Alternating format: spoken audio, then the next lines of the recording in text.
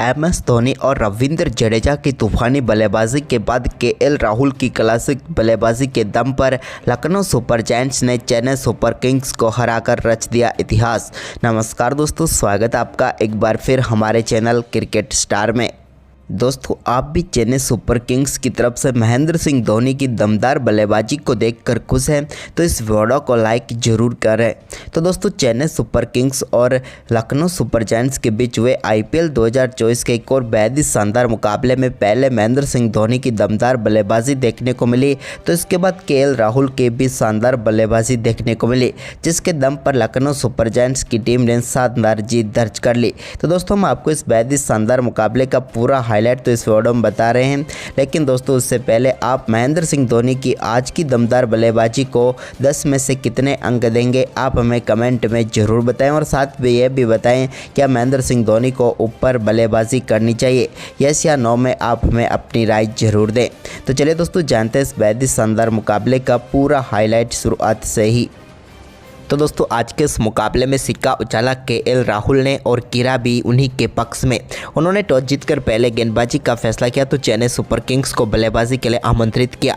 अजिंक्य रहाणे के साथ पारी की शुरुआत करने उतरे रविंद्र। तो पहले ओवर में अजिंक्य रहाणे ने एक चौका लगाया, लेकिन दूसरे ओवर की पहली गेंद पर चेन्नई सुपर किंग्स की टीम को पहला झटका रचिन रविंद्र के रूप में लगा, जहाँ पर रचिन रविंद्र को बोल्ड करके पेविलियन भेजा। मोहसिन खान ने रचिन रविंद्र गोल्डन डक पर आउट हुए। इसके बाद दोस्तों, तीसरे ओवर की आखिरी गेंद पर अजिंक्य रहाणे के बल्ले से शानदार छक्का डीप मिड विकेट के ऊपर से देखने को मिला, जहां पर उन्होंने गेंद को सीधे स्टैंड में डिपॉजिट कर दिया। तो वहीं पर इसके बाद चौथे ओवर की आखिरी गेंद पर एक और चौका अजिंक्य रहाणे के बल्ले से देखने को मिला, मोहसिन खान की ही गेंद पर। तो इसके बाद दोस्तों, ऋतुराज गायकवाड़ ने भी 5वें ओवर की पहली गेंद पर एक शानदार चौका लगाया, लेकिन इसी ओवर की अगली ही गेंद पर यश ठाकुर ने उन्हें विकेट कीपर KL राहुल के हाथों कैच करवा कर पेविलियन भेज दिया। ऋतुराज गायकवाड़ इस मुकाबले में ज़्यादा कुछ खास नहीं कर पाए। 13 गेंदों का सामना करने के बाद 17 रन बनाकर पेविलियन लौटे। तो वहीं पर इसके बाद दोस्तों, 5वें ओवर की 5वीं गेंद पर अजिंक्य रहाणे ने एक और शानदार चौका थर्ड मैन की तरफ जड़ दिया। तो वहीं पर इसी ओवर की आखिरी गेंद पर भी उनके बल्ले से कवर ड्राइव के जरिए एक्स्ट्रा कवर की तरफ एक और शानदार चौका देखने को मिला, और इस ओवर में भी शानदार बल्लेबाजी रही। तो वहीं पर इसके बाद पावर प्ले के आखिरी ओवर की पहली गेंद पर रविंद्र जडेजा के बल्ले से भी एक शानदार चौका देखने को मिला, जहां पर उन्होंने दोस्तों मिड ऑफ के ऊपर से गेंद को चौके के लिए बाउंड्री लाइन के पार भेज दिया। तो इसके बाद अजिंक्य रहाणे ने 8वें ओवर की पहली गेंद पर रवि बिश्नोई की गेंद को मिड विकेट की तरफ शानदार चौके के लिए बाउंड्री लाइन के पार भेज दिया।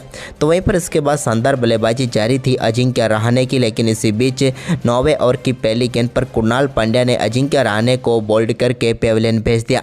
उन्होंने 24 गेंदों पर 36 रनों की शानदार पारी खेली।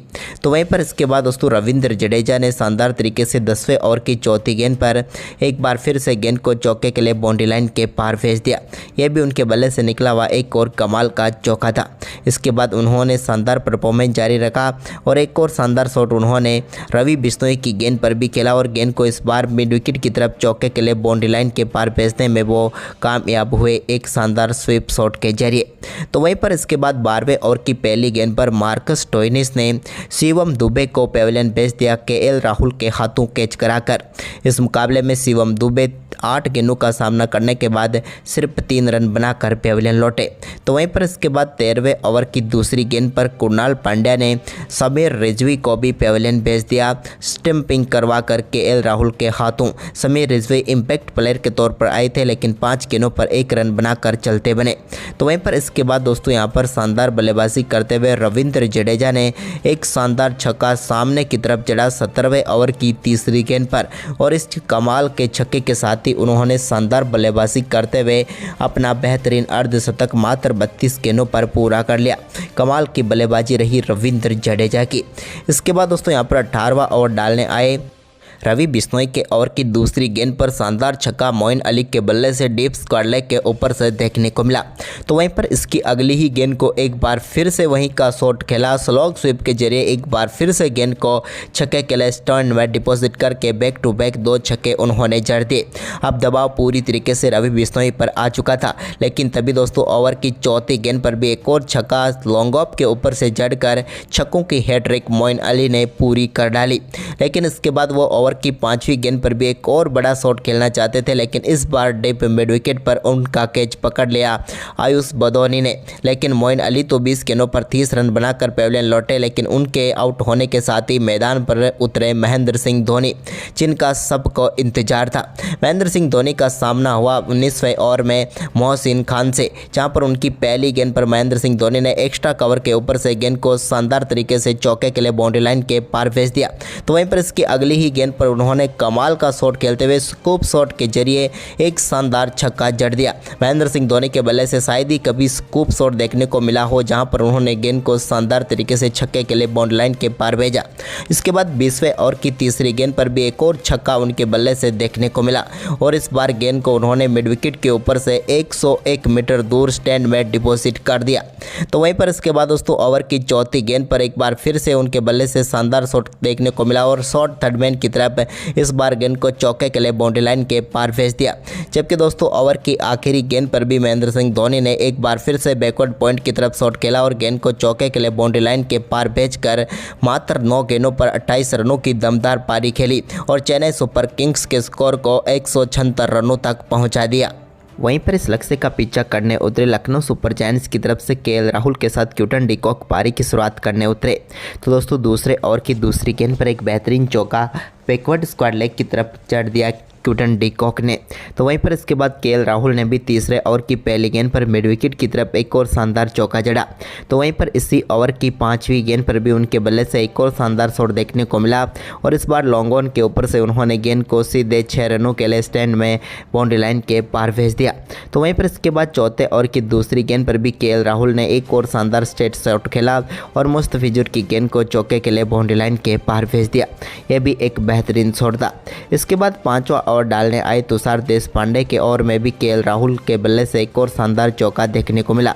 तो वहीं पर इसके बाद दोस्तों एक और शानदार छक्का यहां पर क्विंटन डी कॉक ने भी जड़ा तुषार देशपांडे के ओवर की आखिरी गेंद पर और इसके बाद दोस्तों दोनों बल्लेबाजों के बीच शानदार 50 रनों की पार्टनरशिप भी पूरी हो गई 34 गेंदों पर ही और टीम का स्कोर भी काफ़ी शानदार तरीके से आगे बढ़ा।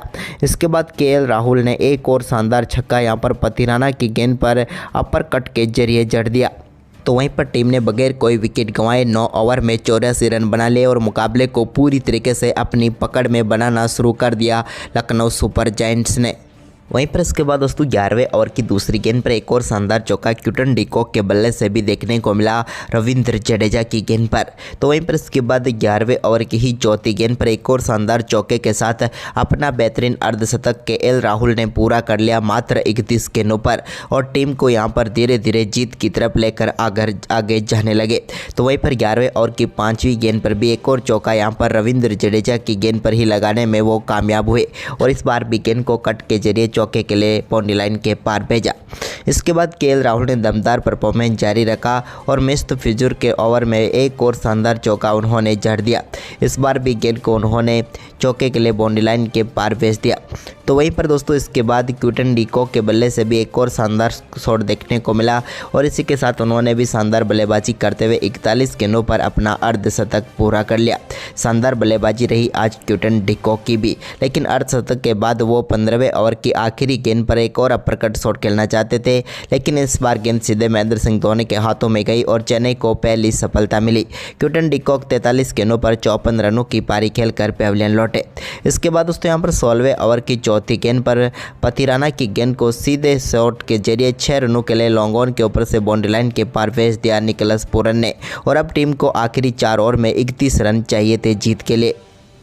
लेकिन इसके बाद दोस्तों चेन्नई सुपर किंग्स को लंबे इंतजार के बाद केएल राहुल के रूप में एक सफलता जरूर मिली जब पथिराना की गेंद पर एक अद्भुत कैच ने उनकी पारी को समाप्त किया। उन्होंने 53 गेंदों पर 82 रनों की शानदार पारी खेली।